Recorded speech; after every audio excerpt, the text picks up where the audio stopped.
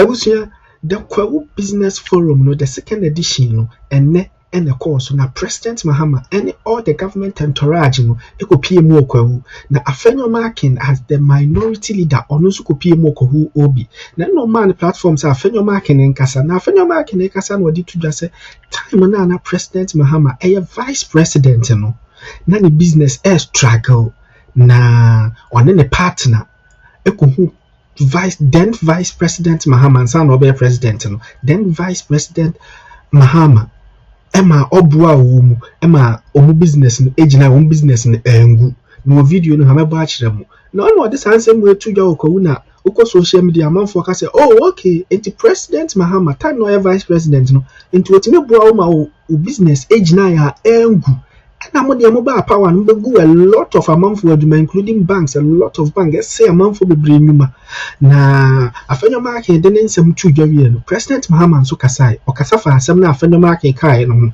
say on time na no vice president on business partner be hu na no business struggle on any save your business ma wo mu no ti mean say obi am me ko nsem a Afenyo Markin de tudwa o wie president Mahama nso den e kasafa ho me ko Omahin or abetifi Oman Mumpayinfo our Kwewoman. Your Excellency, President of the Republic of Ghana, Honorable Chief of Staff, Mr. Julius Debra, Honorable Ministers of State, MP from Praeso, MP for Abetifi, other colleague MPs here present, captains of industry and industry players, distinguished members of the business community, friends of the media, ladies and gentlemen, good afternoon. Permit me to start with a little bit of an experience in industry. As a young man, I started a transport business. My trading partners were Kwewus. They supplied me spare parts and ties on credit. I went through difficult times with the banks, getting loans at high interest, and my workers letting me down.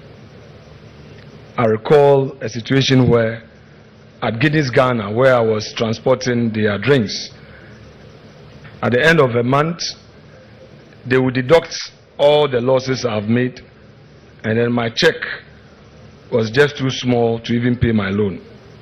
And my tie suppliers and spare parts dealers will be on me. I have to pay them. But what happened? Drivers will go and park and play football.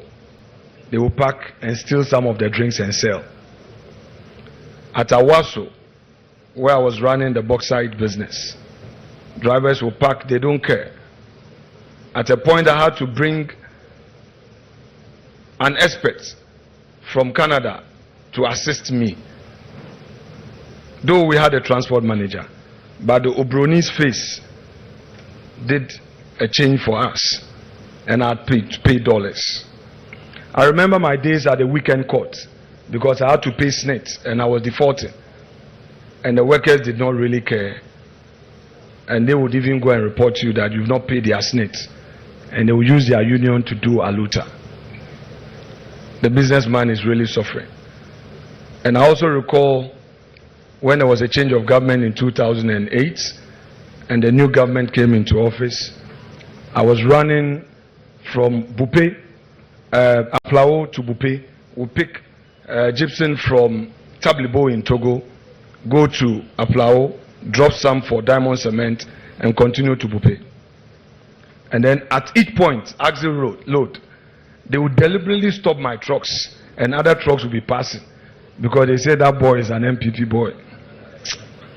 My partner had to rush to Vice President John Dramani Mahama, as he then was, and he had to intervene to call those boys to order. Because I told my partner to tell him that the diamond cement factory in Bupe if they don't get the limestone, they won't produce the cement, and it will affect his area. Did we go or did we come? Indeed, I needed to give you this background so that those of you in private business will relate, so that we know where we are starting from and what is expected of us as a political class. Let me say it's an honor to join you for this second edition of the Kwewu Business Forum, an important platform that continues to inspire fresh thinking about Ghana's economic future, while reminding us that the future of our nation is deeply intertwined with the active participation of the private sector, particularly the strength of its indigenous businesses and the vision of its entrepreneurs. The theme for this year, the future of business, the role of the financial sector, is not only timely but foundational. No economy can thrive where access to finance remains elusive. Ghana's economic future will depend heavily on the strength, agility, and the resilience of its business community, and on the strategic role of the financial sector that it plays in supporting particularly our indigenous enterprises to scale up and succeed. When we empower local businesses with the capital and confidence they need to grow, we do more than boost productivity. We open up the pathways for job creation. And in a country where youth unemployment remains one of our most urgent national challenges, building a strong and inclusive financial ecosystem is not just an economic imperative, it is also a social one as well. Now, championing entrepreneurship. As I've already indicated, as someone who over 2 decades not only found himself in public service but also in the private enterprise, I understand the hurdles that define the entrepreneurial journey. I have walked the often unpredictable road of private enterprise, and so I know firsthand the thrill of opportunity and the weight of challenges that every Ghanaian entrepreneur must carry. I understand what it means to raise capital, to innovate through constraint, and to stay resilient in the face of shifting market dynamics and a fragile entrepreneurial ecosystem. These personal experiences have deepened my conviction that entrepreneurship is not just a livelihood, it is nation building. It is also what continues to shape my passion for championing policies that support and empower Ghanaian entrepreneurs and the private sector, because I don't just sympathize with their journey out of theory, I identify with it from lived experience. I understand their struggles, their sacrifices, and their ambitions. It is precisely because of this that I believe, as a political class, we have a responsibility to depoliticize entrepreneurship, to create an ecosystem where business owners can thrive without fear of being tagged or targeted.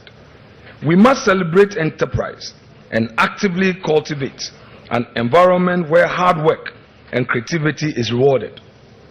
Entrepreneurship must not be viewed through a political lens. The success of a business should never depend on which political regime is in power, nor should it be stifled by partisan labels. Our role as political leaders is not to frustrate private sector actors, but to foster a fair and enabling environment where merit, innovation, and hard work thrive. And as we nurture this culture of enterprise, we must also take a hard look at how we extend opportunity, particularly to the youth. They must be supported only when they must not be supported only when they wear our party colors. They must be supported when they demonstrate potential, creativity, and drive. Ghana's future cannot be built on partisan loyalty. It must be built on merit. Those who deserve opportunity should be given opportunity, regardless of political affiliation. That is how we build a nation.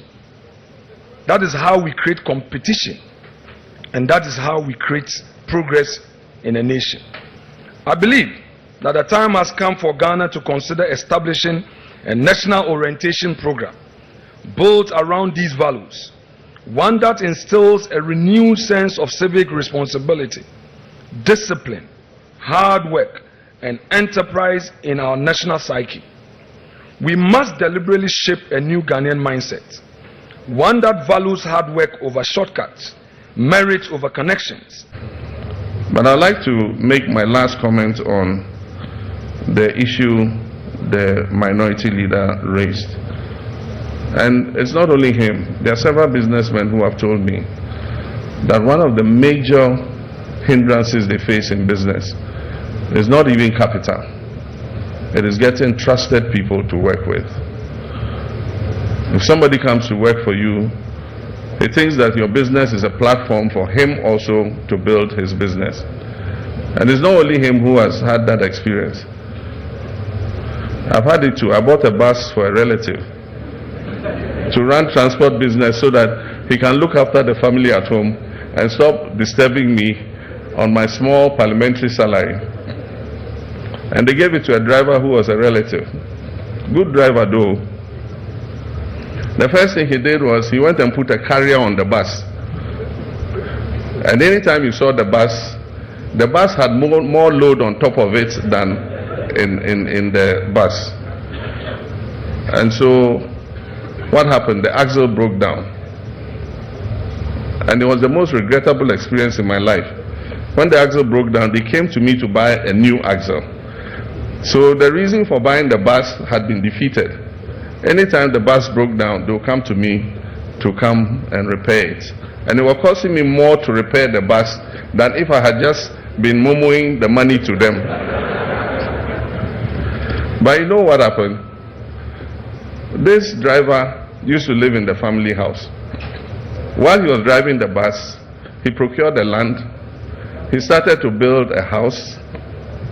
The house reached lintel level when the bus finally broke down. And by then I had had enough. So I refused to repair the bus and decided to dispose of it. And so I sold the bus. This was like several years, maybe years, more than 10 years ago. And since I sold the bus, where the building reached lintel level, it is still at lintel level even till today. And so what he says is very serious, getting trusted people to work with. And so we must look at that aspect of the restraints to industry. And I know that even some business people and industrialists are going out of, like I said, are going out of the country and bringing foreigners to come and manage their businesses. It's an indictment on our human resource. And it's something that we must begin to think about and find ways of creating a core of management that is dedicated to working to build the business. Because what they forget is, as the business grows, you get better remunerated, you benefit more. But if you want to suck your pound of flesh out of the business and kill it and move on, then no industry is going to grow and survive. And so that is an issue that we need to take up, so that we all can think how we can manage to create a core of Ghanaian business managers who are dedicated, who have integrity, and who will work to grow the businesses so that they survive and create more opportunities for our young people. And so those were the preliminary comments, but I have a speech here, so let me inflict it on you. I'm sorry. You have to stay a few more minutes and listen to this speech. So good morning, ladies and gentlemen. It is a pleasure for me to be here in Mpraeso in the heart of Kwawu, home to industrious and resilient people, and a place that has become a vital center for Ghana's entrepreneurial and investment dialogue. I thank the organizers of the Kwawu Business Forum for sustaining this important platform, which has quickly become a feature in our national economic conversation. This year's theme, the future of business, the role of the financial sector, could not be more relevant. The financial sector is the bloodstream of any economy. Without it, businesses cannot grow and jobs cannot be created, and innovation cannot thrive. Let me begin with the state of our economy. We are all aware of the challenges our country has faced in recent years: soaring inflation, a weakened cedi, rising debt levels, and a decline in investor confidence. These challenges have weighed heavily on businesses and households alike. But I'm confident, and I say this with sincerity, that we will turn the corner. There are early signs of macroeconomic stabilization. Inflation is gradually easing, the currency is stabilizing, and with disciplined management, we shall restore a measure of confidence in our economy. But ladies and gentlemen, recovery alone is not enough. We must now set our sights higher on transformation of the economy. We must build an economy that is resilient, inclusive, and productive. And this cannot be achieved without a financial sector that works not just for a few, but for every Ghanaian business, from the roadside vendor to the massive industrialist. Our vision for Ghana's future business landscape is bold and deliberate. We are pursuing a targeted program in restoring investor confidence by enhancing transparency, cutting bureaucratic red tape, and promoting a rules-based investment climate. We're prioritizing sectors that can absorb labor and grow our economy sustainably, like agro-processing, ICT, manufacturing, tourism, renewable energy, and the green economy. But our focus is not only on attracting foreign investment. We're equally committed to empowering Ghanaians to become owners and drivers of enterprise. And this is why this government will support the private sector not just with policy, but with decisive action. We will expand access to affordable financing through financial institutions like the commercial banks, the Ghana Development Bank, the Women's Development Bank, and partnership with other private financial institutions. We will support small and medium enterprises with targeted financing, tax incentives, and technical support. We will modernize infrastructure including roads, logistics, and digital connectivity to create an environment where businesses can thrive. We will reduce the cost of borrowing by reforming credit systems and supporting blended finance instruments. And we will retool the financial sector to serve the real economy, not just government borrowing or speculative trading. We also will launch a national venture capital fund to support youth and women-led businesses and introduce regulatory reforms that encourage banks and financial institutions to lend to the productive sectors of the economy. And in all this, financial inclusion will be at the heart of this agenda. No economy can grow if its people remain excluded from the formal financial systems. We'll work with banks, fintechs, and mobile money operators to expand access to financial services, particularly in rural and underserved communities. Nana Chairman, distinguished guests, the future of business in Ghana must be digital, it must be green, and it must be inclusive. We're entering an era where digital infrastructure is as important as roads and other infrastructure.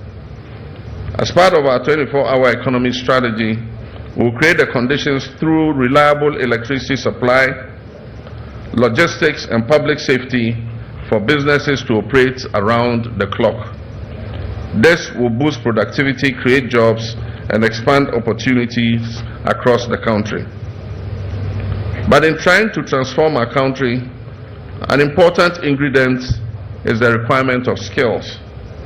And that's why we're introducing a Jobs and Skills Compact, bringing together government, industry, and academia to align education and training with the needs of the changing job market. We'll provide incentives to companies that create sustainable, decent jobs and support youth entrepreneurship to unlock the creativity of our young people. Our vision is of a Ghana where no young person needs to leave their hometown in search of opportunities, where our communities will become hubs of innovation, enterprise, and decent work. To truly enable business growth, we must go beyond economic policy It requires a firm commitment to rule of law, political stability, and respect for contracts and property rights.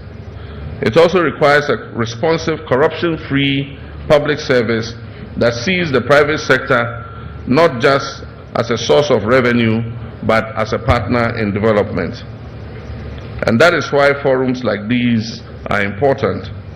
They allow us to listen, to engage, and to co-create policies that work for us. Your insights and innovations are critical to the national reset that we have embarked upon.